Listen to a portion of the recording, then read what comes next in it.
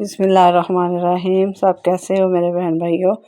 सर्दियां ਦਾ मौसम सी ते सर्दियां जा रही सन ते साग एक साड़ी एक रवायती डिश है। मैं सोचा क्यों ना साग पका लिया जाए ਜਾਂਦੀ ਵਾਰ ਦਾ। तो इस वास्ते मैं ले जे सरसों ਦਾ साग लिया 2 किलो, 1 किलो पालक ले लिए और 2 गठियाँ बाथू, क्योंकि बाथू ज़्यादा होएगा मेरा ख्याल है कि ज़्यादा टेस्टी साग बनता है। तो चलो शुरू कर। और मैं इंग्रेडिएंट्स अपने ਜਿਹੜੇ ਨੇ ਨਾ ਉਹ ਮੈਂਸ਼ਨ ਕਰ ਦਿੱਤੇ ਨੇ ਸਕਰੀਨ ਤੇ।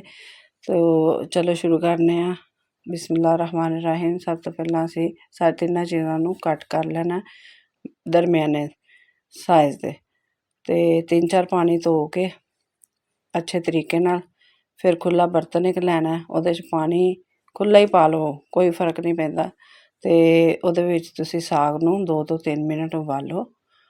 ਜਦੋਂ ਸਾਗ ਵੇਖੋ ਕਿ 2-3 ਮਿੰਟ ਉਬਲ ਗਿਆ, ਸ਼ੁਰੂ 'ਚ ਹੀ ਤੁਸੀਂ ਉਸ ਸਾਗ ਦਾ ਪਾਣੀ ਲਾ ਦੇਣਾ ਸਾਰੇ ਦਾ ਸਾਰਾ। ਫਿਰ ਉਸ ਤੋਂ ਬਾਅਦ ਇੱਕ ਨਵਾਂ ਪਾਣੀ ਪਾਉਣਾ ਜਿਹੜਾ ਕਿ ਐਂਡ ਤੱਕ ਤੁਹਾਡੇ ਸਾਗ ਦੇ ਵਿੱਚ ਰਹੇਗਾ, ਔਰ ਸਾਗ ਨੂੰ ਗਲਣ ਤੱਕ ਢੱਕਣ ਦੇ ਕੇ ਰੱਖ ਦਿਓ। ਉਨੀ ਦੇਰ 'ਚ ਤੁਸੀਂ ਆਪਣੇ ਤੜਕੇ ਵਾਲੀਆਂ ਚੀਜ਼ਾਂ ਰੈਡੀ ਕਰ ਲਓ।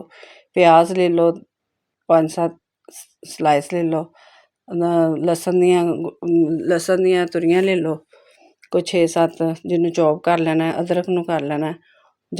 ਜਦੋਂ ਸਾਗ ਗਲ ਜਾਏ ਤੁਹਾਡਾ ਤੇ ਕੁੱਟੀ ਹੋਈ ਯਾਨੀ ਦੜਾ ਮਿਰਚ ਅੱਧਾ ਚਮਚ ਨਮਕ, ਅੱਧਾ ਚਮਚ ਹਲਦੀ, ਔਰ ਨਾਲ ਹੀ ਤੁਸੀਂ ਕੁੱਟੀਆਂ ਹੋਈਆਂ ਆਪਣੀਆਂ ਹਰੀਆਂ ਮਿਰਚਾਂ ਜਿਹੜੀਆਂ 6-7 ਸਨ ਉਹਨਾਂ ਨੂੰ ਸ਼ਾਮਿਲ ਕਰ ਲੈਣਾ ਸਾਗ ਦੇ ਵਿੱਚ।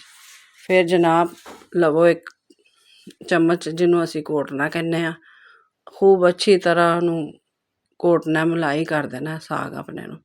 ਕੋਈ 10 ਮਿੰਟ ਤੱਕ 15 ਮਿੰਟ ਤੱਕ ਉਹਨੂੰ ਘੋਟਦੇ ਰਹੋ।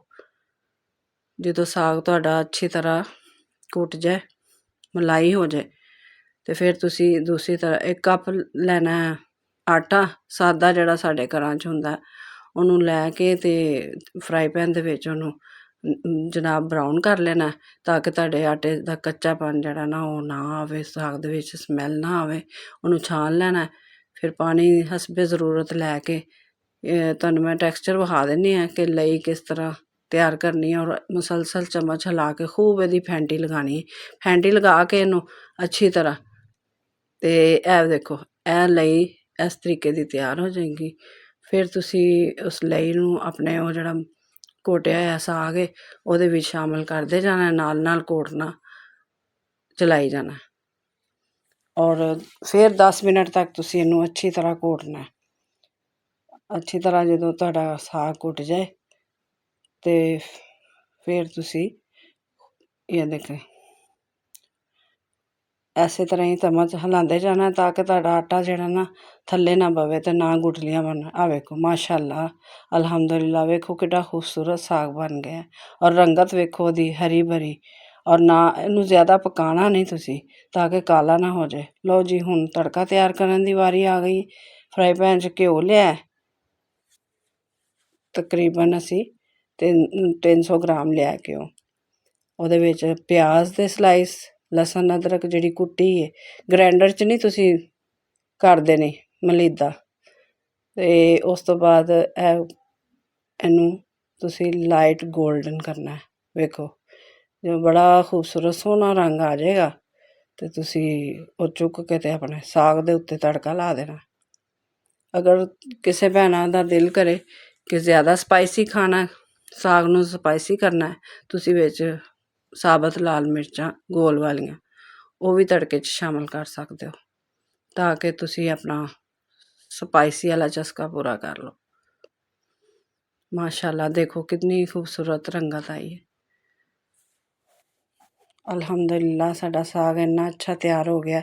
ਉਸ ਤੋਂ ਬਾਅਦ ਤੁਸੀਂ ਪਰਾਠਾ ਪਕਾਓ, ਮਕਈ ਦੀ ਰੋਟੀ ਪਕਾਓ, ਦੇਸੀ ਘਿਓ ਉੱਤੇ ਤੜਕਾ ਲਾ ਕੇ ਮਜ਼ੀਦ ਦੇਸੀ ਘਿਓ ਰੱਖ ਕੇ ਮੱਖਣ ਰੱਖ ਕੇ ਖਾ ਸਕਦੇ ਹੋ।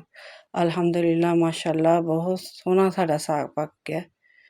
ਲਾਈਕ ਕਰੋ, ਸ਼ੇਅਰ ਕਰੋ। ਅਗਰ ਤੁਹਾਨੂੰ ਮੇਰੇ ਇਸ ਸਟਾਈਲ ਦੇ ਵਿੱਚ ਸਾਗ ਪਸੰਦ ਆਇਆ ਬਣਾਉਣਾ ਅਤੇ ਤੁਸੀਂ ਲਾਈਕ ਕਰੋ, ਸ਼ੇਅਰ ਕਰੋ, ਔਰ ਮੈਨੂੰ ਕਮੈਂਟਸ 'ਚ ਦੱਸੋ ਕਿ ਤੁਹਾਡਾ ਜਾਂਦੀ ਵਾਰ ਦਾ ਸਾਗ ਕੈਸਾ ਪੱਕਿਆ, ਔਰ ਦੁਆਵਾਂ 'ਚ ਹਮੇਸ਼ਾ ਯਾਦ ਰੱਖੋ। ਅੱਲਾਹ ਤਾਲਾ ਸਭ ਵਾਸਤੇ ਆਸਾਨੀਆਂ ਪੈਦਾ ਕਰੇ। ਅੱਲਾ ਹਾਫਿਜ਼।